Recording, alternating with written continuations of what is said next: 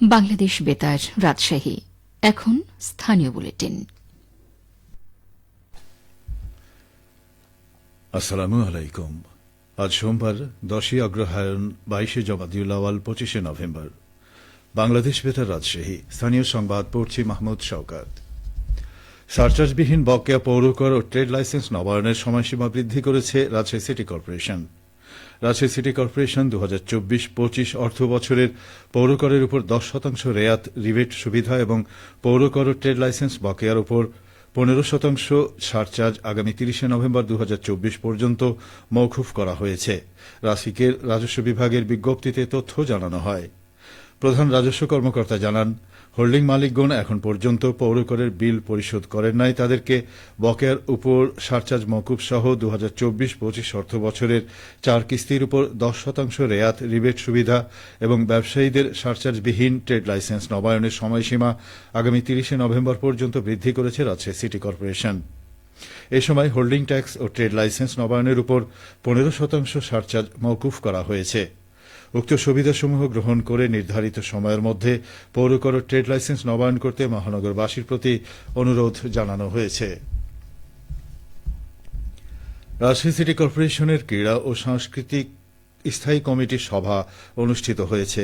গতকাল নগর ভবনে প্রধান পরিচ্ছন্ন কর্মকর্তার দপ্তর কক্ষে এ সভা অনুষ্ঠিত হয়। সভায় 16 ডিসেম্বর মহান বিজয় দিবস উপলক্ষে বিভাগীয় কমিশনার অফিস ও রাজশাহী সিটি কর্পোরেশনের প্রীতি ফুটবল টুর্নামেন্টের আয়োজন করা হয়েছে। এছাড়া রাজশাহী বিশ্ববিদ্যালয়, রুয়েট, রাজশাহী মেডিকেল বিশ্ববিদ্যালয় ও বরেন্দ্র বিশ্ববিদ্যালয়ের শিক্ষার্থীদের নিয়ে বিতর্ক প্রতিযোগিতা এবং বিকেলে সাংস্কৃতিক অনুষ্ঠান ও বিজয়ীদের মাঝে পুরস্কার বিতরণের বিষয়ে সিদ্ধান্ত গৃহীত হয়। সভায় রাসিকের ক্রীড়া ও সংস্কৃতি স্থায়ী কমিটির আহ্বায়ক ও পরিবেশ অধিদপ্তর রাজশাহীর উপপরিচালক মোহাম্মদ কবির হোসেন, কমিটির সদস্য প্রাথমিক শিক্ষা অধিদপ্তরের উপপরিচালক মোহাম্মদ সানাউল্লাহ, কমিটির সদস্য ফায়ার সার্ভিস অ্যান্ড সিভিল ডিফেন্সের সহকারী পরিচালক AKM মুর্শেদ উপস্থিত ছিলেন।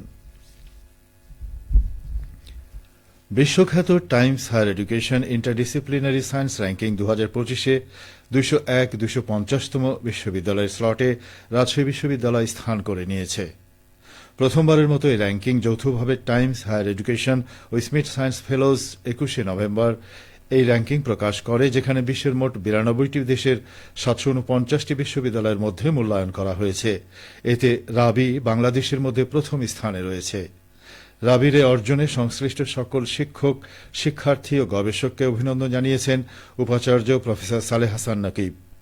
উত্তরোত্তর অগ্রযাত্রায় এই অর্জন অনুপ্রেরণার উৎস হয়ে থাকবে বলে তিনি আশা প্রকাশ করেন। আগামী 10 ডিসেম্বর থেকে নাটোরে অর্থনৈতিক শুমারি শুরু হতে যাচ্ছে। শুমারি চলবে 26শে ডিসেম্বর পর্যন্ত। তথ্য সংগ্রহের এই কার্যক্রম হবে প্রচলিত ফর্ম হাতে পূরণের মাধ্যমে নয়, ট্যাবের মাধ্যমে। কম্পিউটার অ্যাসিস্ট্যান্ট পার্সোনাল ইন্টারভিউ পদ্ধতিতে নির্ভুলভাবে তথ্য সংগ্রহ করা হবে। জেলার এই কর্মযজ্ঞ বাস্তবায়নে কাজ করবেন 1053 জন গণনাকারী এবং 194 জন সুপারভাইজার। তাদের কাজ তদারক করবেন 32 জন জোনাল অফিসার। আগামী সপ্তাহে শুমারি সংশ্লিষ্ট ব্যক্তিদের প্রশিক্ষণ শুরু হবে। শুমারি সফল করতে প্রচারণামূলক বিভিন্ন কার্যক্রম গ্রহণ করা হয়েছে। পরিসংখ্যান বিভাগের নাটোর জেলা কার্যালয়ের উপপরিচালক শামসুল হক বলেন, জনশুমারি ও গৃহ গণনা কার্যক্রম সফলভাবে সম্পন্ন করতে সব ধরনের পদক্ষেপ গ্রহণ করা হয়েছে। এই কার্যক্রমে সংগৃহীত তথ্য দেশের উন্নয়ন পরিকল্পনা প্রণয়নে কার্যকর ভূমিকা রাখবে, অর্থনীতিতে গতি সঞ্চার করবে। নওগাঁয় পুলিশ কনস্টেবল পদে নিয়োগ পরীক্ষা 2024-এর চূড়ান্ত ফলাফল প্রকাশ করা হয়েছে। গতকাল মৌখিক পরীক্ষা গ্রহণ শেষে রাতেই উত্তীর্ণ 76 জনের নাম ঘোষণা করেন নওগাঁর পুলিশ সুপার পদোন্নতিপ্রাপ্ত অতিরিক্ত ডিআইজি মোহাম্মদ কুতুবুদ্দিন। উত্তীর্ণ 76 জনের মধ্যে 12 জন নারী ও 64 জন পুরুষ রয়েছেন। মুক্তিযোদ্ধা কোটায় 2 জন ও ক্ষুদ্র নৃগোষ্ঠী কোটায় 1 জন উত্তীর্ণ হয়েছেন। এছাড়া আরও 6 জনকে অপেক্ষমান তালিকায় রেখে ফলাফল ঘোষণা করা হয়। মেডিকেল ও পুলিশ ভেরিফিকেশন শেষে উত্তীর্ণদের যোগদান করানো হবে। পুলিশ সুপার মোহাম্মদ কুতুবুদ্দিন বলেন, উত্তীর্ণরা মেধা ও যোগ্যতার ভিত্তিতে নির্বাচিত হয়েছেন। নিয়োগ পরীক্ষায় অংশ নিতে অনলাইনের মাধ্যমে নওগাঁ জেলায় প্রায় 6000 চাকরি প্রত্যাশী আবেদন করেছিলেন। 29 অক্টোবর থেকে 3 দিন প্রার্থীদের শারীরিক সক্ষমতা যাচাই করা হয়। 17 নভেম্বর 858 জন লিখিত পরীক্ষায় অংশ নেয়। সিরাজগঞ্জে আখ মাড়াই ও গুড় উৎপাদনকে কেন্দ্র করে ব্যস্ত সময় পার করছেন আখ চাষীরা। চরাঞ্চলের প্রতি জমিতে আবাদ উপযোগী ও অত্যন্ত লাভজনক হওয়ায় প্রতি বছরেই বাড়ছে অর্থকরী ফসলটির আবাদ। কৃষি বিভাগ থেকে উৎসাহিত করা হচ্ছে একই জমিতে আখ ও অন্যান্য সাথী ফসল চাষাবাদের। যমুনা নদীর চরাঞ্চল অধ্যুষিত সিরাজগঞ্জের 5টি উপজেলার নদী তীরবর্তী ও চরের জমিতে প্রতি বছরেই আখ চাষ করে থাকেন কৃষকেরা। বর্তমানে চলছে আখ মাড়াই ও আখের গুড় উৎপাদন মৌসুম।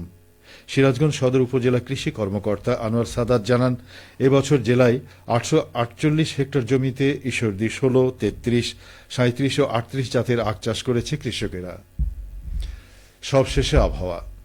আজ সকাল 6টায় রাজশাহীতে তাপমাত্রা ছিল 14.5 ডিগ্রি সেলসিয়াস। এ সময় বাতাসে আর্দ্রতার পরিমাণ ছিল 99%।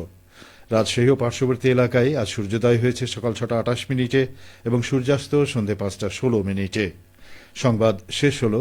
আমাদের পরবর্তী স্থানীয় সংবাদ দুপুর 12টা 10 মিনিটে।